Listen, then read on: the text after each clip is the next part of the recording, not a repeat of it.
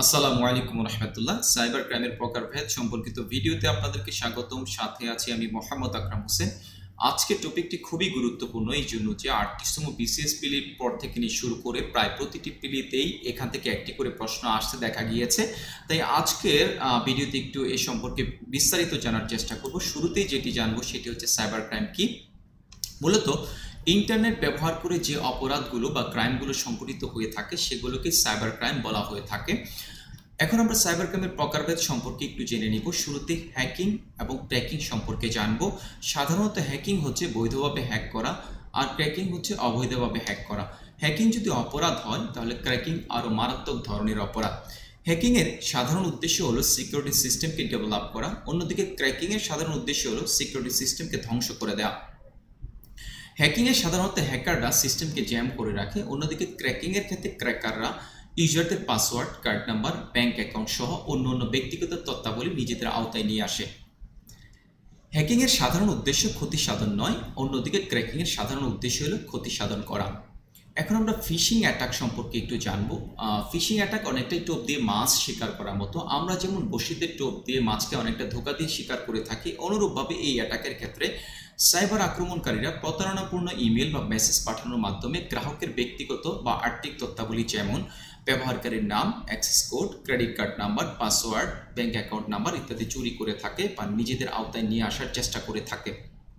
Fishing attack দুই ধরনের হয়ে থাকে। একটি হচ্ছে স্মিশিং।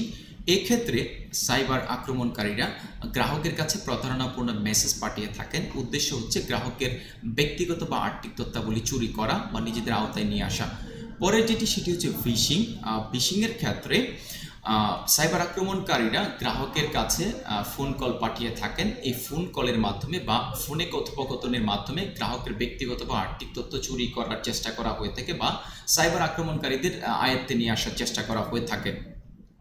তারপরে যে সাইবার অ্যাটাকের কথা বলবো সেটি হচ্ছে ম্যান ইন দ্য মিডল। এই ক্ষেত্রে সাইবার আক্রমণকারীরা একটি বিদ্যমান কথোপকথন বা ডেটা স্থানান্তরকে বাধা দিয়ে থাকে। আমরা যদি চিত্রটি একটু খেয়াল করি, ইউজার এবং ওয়েবসাইটের মধ্যে ডেটা স্থানান্তর হচ্ছে, যেটিকে বাধা দিচ্ছে মাঝখানে থাকা একজন অ্যাটাকার, আর এই অ্যাটাকটিকে আমরা ম্যান ইন দ্য মিডল বলছি। তারপরে যে অ্যাটাকটি সেটি হচ্ছে র্যানসমওয়্যার। এক্ষেত্রে সাইবার আক্রমণকারীরা গ্রাহককে তার নিজ কম্পিউটার সিস্টেমটি ব্যবহার করতে বাধা দেয় বা ব্যবহার করতে দেয় না, এবং কম্পিউটার সিস্টেমটিকে পুনরায় ব্যবহার উপযোগী করতে ব্যবহারকারীর কাছে মুক্তিপণ দাবি করা হয়ে থাকে। আমরা যদি এই চিত্রটিকে একটু দেখি, এখানে র্যানসমওয়্যার দ্বারা অ্যাটাক করা হয়েছে এই কম্পিউটার সিস্টেমটিতে, যার ফলশ্রুতিতে ব্যবহারকারী এই কম্পিউটার সিস্টেমের কন্ট্রোলটি হারিয়েছেন। এখন তার কাছ থেকে মুক্তিপণ চাওয়া হচ্ছে, সে মুক্তিপণ দিচ্ছে এবং সাইবার আক্রমণকারীরা তার কাছে কন্ট্রোলটি আবার পুনরায় ফিরিয়ে দিচ্ছে। এখন আমরা যে অ্যাটাকটি দেখব সেটি হচ্ছে ডিনায়াল অফ সার্ভিস। এক্ষেত্রে সাইবার আক্রমণকারীরা ওয়েবসাইটটিকে ঠিকভাবে কাজ করতে দেয় না, ফলে ওয়েব সার্ভার ইউজারদের বা গ্রাহকদের বৈধ রিকোয়েস্ট সমূহ বা লেজিটিমেট রিকোয়েস্ট সমূহ সম্পন্ন করতে ব্যর্থ হয়। এখানে আমরা যদি একটু দেখি, ইউজাররা ওয়েব সার্ভারের কাছে কিছু লেজিটিমেট রিকোয়েস্ট পাঠাচ্ছে বা বৈধ অনুরোধ করছে, কিন্তু ওয়েব সার্ভার সে অনুরোধগুলোকে সম্পন্ন করতে পারছে না, কারণ হচ্ছে অ্যাটাকার ওয়েব সার্ভারটিকে অচল করে রেখেছে। এই আক্রমণটিকে অর্থাৎ ডিনায়াল অফ সার্ভিস আক্রমণটিকে distributed denial of service attack বা ডিডসও বলা হয়ে থাকে। এখন যেটি দেখব সেটি হচ্ছে স্পুফিং। সাধারণত কৌশল অবলম্বন করে প্রতারণা করাকেই স্পুফিং বলা হয়। এক্ষেত্রে সাইবার আক্রমণকারীরা নিজেদের পরিচয় গোপন করে অথবা অন্য ব্যবহারকারীর পরিচিতি জাল করে বিশ্বস্ত সূত্রের ছদ্মবেশে কোনো কম্পিউটারে অ্যাক্সেস লাভ করে কম্পিউটার ক্ষতি সাধন করে থাকে। আমরা এখানে দেখতে পাচ্ছি ইউজারের একটি আইপি অ্যাড্রেস রয়েছে, এটিকে অ্যাটাকার জাল করে সার্ভারে প্রবেশ করার চেষ্টা করছে। উদ্দেশ্য হচ্ছে সার্ভারে প্রবেশ করার মাধ্যমে কম্পিউটার সিস্টেমে রক্ষিত ইনফরমেশনগুলো ক্ষতি সাধন করা। তারপরে যেটি বলব সেটি হচ্ছে স্নিফিং।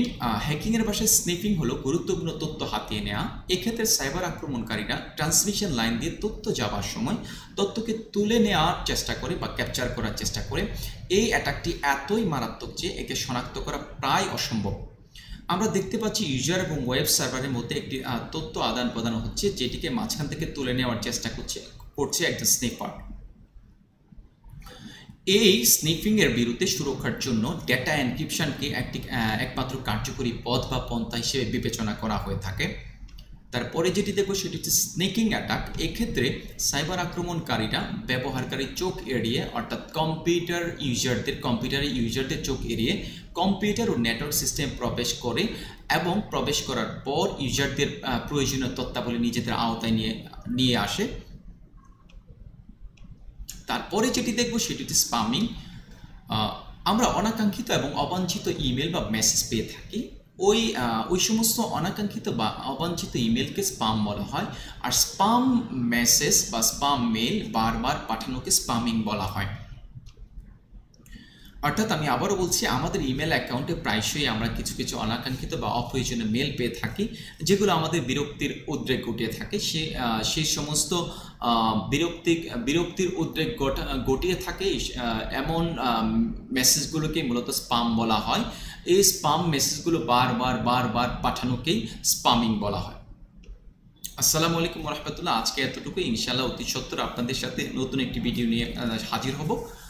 সাথে থাকার জন্য ধন্যবাদ। আর বরাবরের মতো অনুরোধ করছি আমার চ্যানেলটিকে সাবস্ক্রাইব করে পাশে থাকার জন্য।